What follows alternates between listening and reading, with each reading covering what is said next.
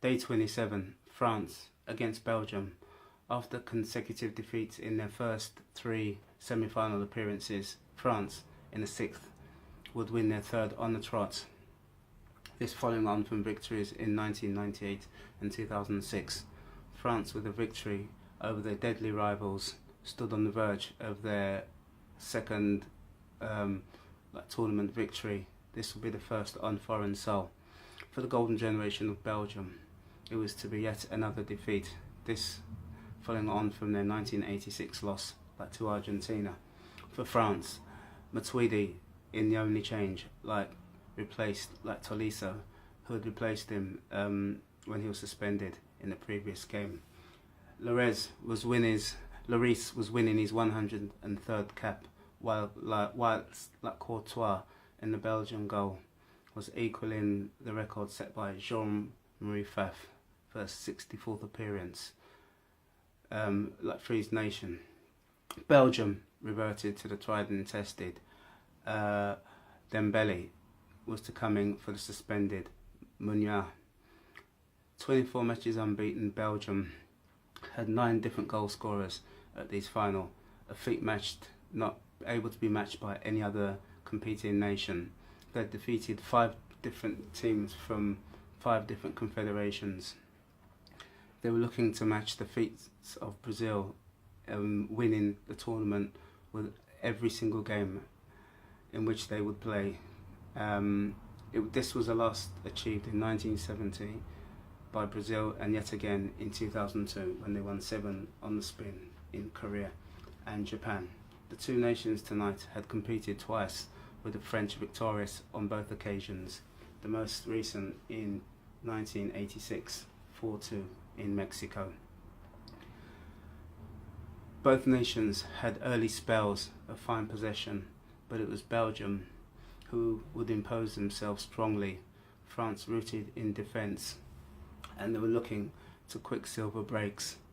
France then became careless in defence, but were made not to pay when Hazard elected to shoot rather than lay it off to the better looking unmarked Lukaku. It was Hazard again, cutting in with his effort, sent spinning off the head of Varane.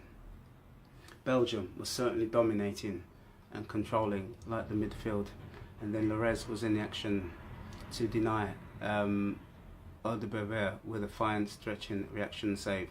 The effort hit with the weaker left foot, but the attempt touched finally around the post.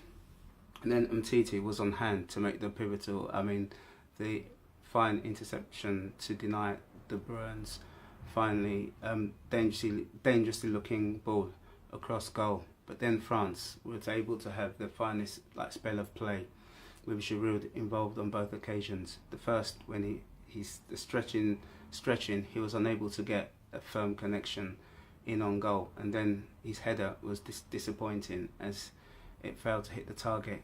As yet, Giroud had failed to register any shots on goal, and then it was Giroud again to make any sufficient contact from Mbappe's looking dangerously driven ball across goal, the ball sent back to where it came from.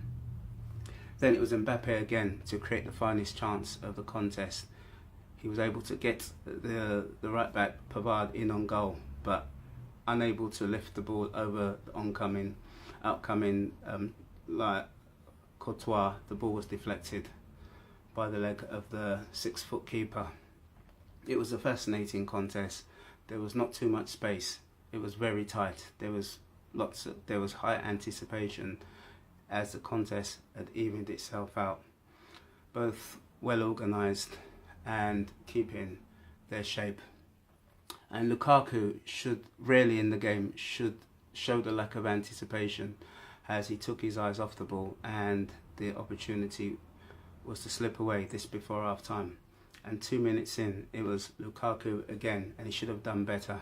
But his header from Witzel's cross was headed woefully over.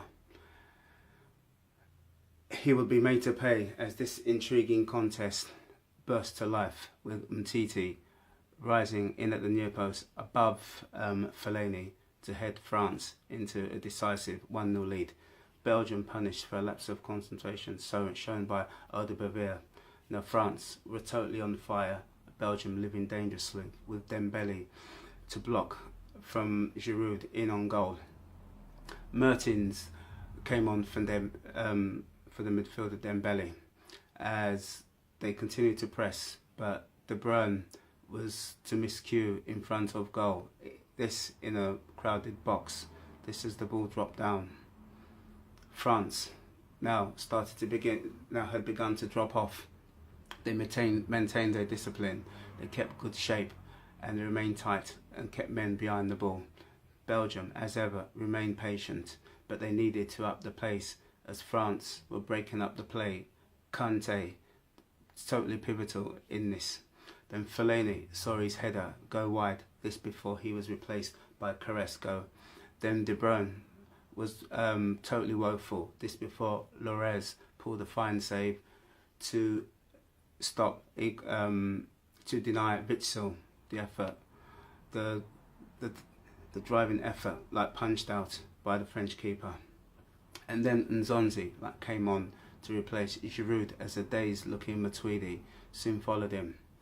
Lukaku then displayed a total lack of determination and anticipation in thrusting himself onto a finely delivered ball from De Bruyne.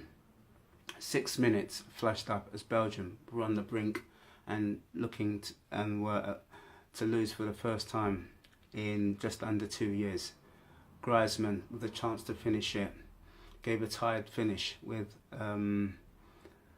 Courtois to make the low save. Varane at the other end was on hand with a vital interception, and then Tolisso with a chance to finish it again, but his Courtois in the Belgian goal was equal to the attempt, and very soon it was over and France would reach their third ever finals. Belgium's big players had totally failed to show up: De Bruyne, Lukaku and Hazard, and they certainly didn't look like breaking down the French resistance in the second half.